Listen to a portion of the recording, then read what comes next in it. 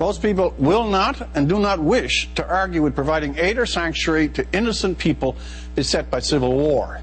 The murderous dictator on one hand, Bashar Assad, and murderous terrorists on the other, ISIS. Syria is a piteous calamity. Over 12 million displaced, some say 200,000 dead. A storm of suffering, anxiety, lack of shelter, fear and despair brought on by a conflict that has no rules. Assad gasses, drops barrel bombs, turns his air force on his own citizens. ISIS, the fanatic Islamist sect, has no boundaries to its indecencies. Cruelty is their daily bread. In the midst of this, during our own tranquil election campaign, all three parties made some pledge to assist the innocent and helpless. The most generous came from the Liberals, generous on the number of refugees and particularly generous on how quickly they promised to bring them here. The number was 25,000, the pledge to bring all those to our country by December 31st.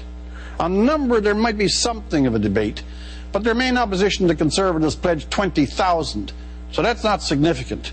And the pledges, as all know, were before the nearly 200 dead in Paris and the 300 wounded.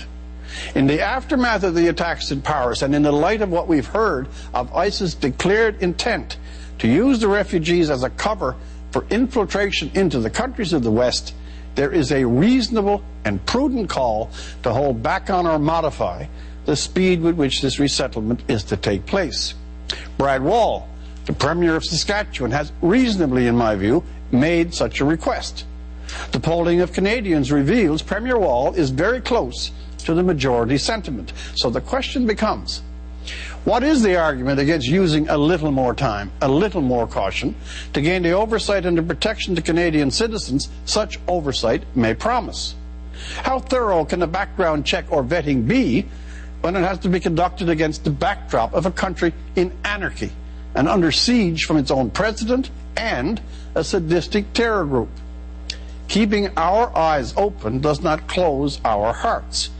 The artificial date of December 31st is one election pledge that can, without cost to credibility, be modified. It is not an abandonment of substance. It is not a retreat. It is simply adding prudence to mercy. Paris is a tragedy that is also a bitter warning that we are in a bloody world, and Canada is not immune from its horrors. Canadian citizens who laud the compassion of their government should have reassurance that their benevolence does not become a weapon used against them by evil and bloody men. If there are any confusions or misunderstandings of how the government is going to manage this program, it is up to the government to make that process clear and publicize all relevant details. We can and should unite caution with our compassion. For The National, I'm Rex Murphy.